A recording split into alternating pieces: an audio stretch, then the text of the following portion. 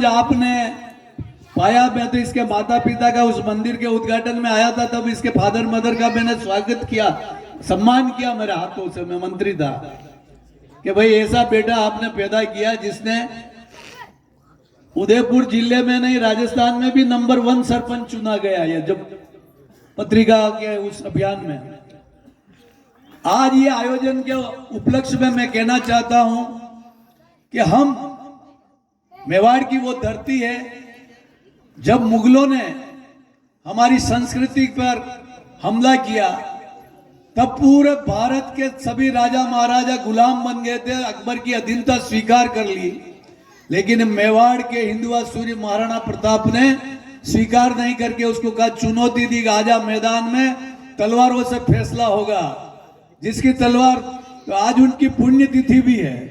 तो ऐसे महाराणा प्रताप को भी मैं इस बड़ी प्रांगण में सत सत नमन करता हूं। तो हम उस धरती पे पैदा हुए हैं और मैं विशेष करके उस धरती पे पैदा हुआ हूं जहां हल्दी घाटी का युद्ध हुआ, महाराणा प्रताप और अकबर का, वो मेरा गांव है। तो उस हल्दी घाटी में पढ़ने जाता था, बलीचा से कमनौर, तो बीच में हल्दी घाटी आती थी, मैं स्कूल में मिट्टी से तिलक लगा के जाता था। तो सभी पूछते थे बच्चे कि ये तिलक क्यों लगाते हो? मैंने कहा ये हमारे आदर्श है, इस मिट्टी से माथे पे तिलक लगाने से हम हमारे को गौरवान्वित महसूस होते हैं। और उसी मिट्टी का प्रताप है कि मैं मजदूर से मंत्री बना, 2 बार विदेशों में भारत सरकार की तरफ से गया, 3 बार इंटर का निर्विरोध अध्यक्ष, कांग्रेस का महामंत्री, सिंडिकेट बैंक का डायरेक्टर, वर्कर्स एजुकेशन बोर्ड का चेयरमैन। उस धरती पर अगर प्रताप आके हल्दी घाटी में युद्ध नहीं करते और वहां युद्ध नहीं होता तो हमारी पहचान नहीं होती उस गांव से। लेकिन पंडित जी मैं बताना चाहता हूं कि उस समय में राजा महाराजा लड़ते जाते थे तो 36 ही कौम लड़ने जाती थी हमारे यहाँ, वहां सारी जातियां जाती थी। तो हमारे भी पूर्वज उसमें लड़ने गए, जो रक्तलय में शहीद हो गए, उनकी आज भी समाधि है। और 2 चेटक स्मारक के पास में हमारी सती हुई, हमारे और लड़ाई में मर गए थे तो उनकी पत्नियों ने वहां पर सती हो गई थी। तो ऐसी हमारी संस्कृति है। मैं तो आपको एक ही बात कहना चाहता हूं, आपके बच्चों, अब एक ऐसी दुनिया ये मोबाइल में आ गई है, इस मोबाइल में बैठे बैठे सारी दुनिया देख लो, घर पे बैठकर टीवी में देख लो, पर जो आनंद आपको यहाँ पर देखने में आ रहा होगा वो वैसे टीवी में नहीं आ सकता है। यहाँ साक्षात आपके सामने राम आ रहे, हनुमान आ रहे, रावण आ रहे, सारे पात्र बन के आएंगे और आपको लगेगा कि हमारे सामने ही त्रेता युग की घटनाएं हमारे आंखों के सामने दोहराई जा रही है। आप अपने बच्चों को संस्कारवान बनाना, ये मोबाइल और टीवी हमारे बच्चों को भटका रहे हैं, उनको पथ भ्रष्ट कर रहे हैं, इसलिए आप बच्चों को अच्छी शिक्षा देना। मैं जब जापान गया था और जापान से जब मैं भारत लौटा तो लोग, पत्रकारों ने पूछा कि भारत और हिंदुस्तान में क्या अंतर है?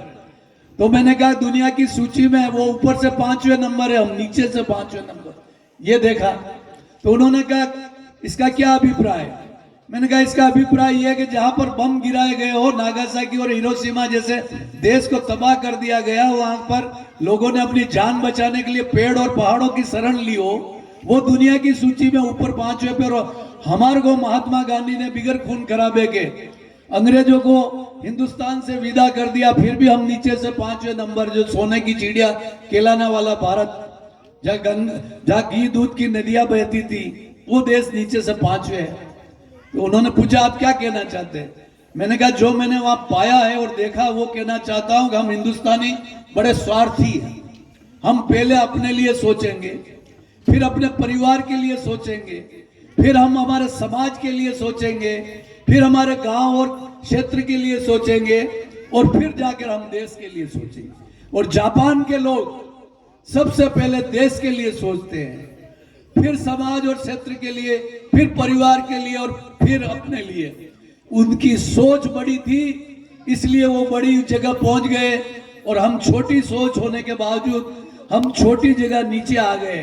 तो सोच को बदलने की जरूरत है। जब तक हमारे विचार को हम बड़ा नहीं करेंगे, और सबसे बड़ा राष्ट्र धर्म है, राष्ट्र धर्म को अपनाना चाहिए कि हम देश के लिए, देश की धरती पे पैदा हुए हैं तो देश के लिए हमको जीना है और देश के लिए मरना है। हर माता पिता चाहता है कि हमारा बच्चा डॉक्टर बने, इंजीनियर बने, आईएएस बने, आईपीएस बने, जो भी बने, जरूर बनाइए आप अपने बच्चे को, जो चाहते हो लो, लेकिन सबसे पहले उसको भारत का सच्चा राष्ट्रीय धर्म पालन करने वाला नागरिक बनाइए, सनातन धर्म पालन करने वाला नागरिक बनाइए, हिंदू धर्म पालन करने वाला नागरिक बनाइए। अगर हमने ये कर दिया तो हम पांचवें स्थान से हम सीधे ऊपर 5वें पे पहुंच जाएंगे। हमको कोई दुनिया की ताकत नहीं रोक सकती, हम विश्व गुरु बन जाएंगे। इन्हीं शब्दों के साथ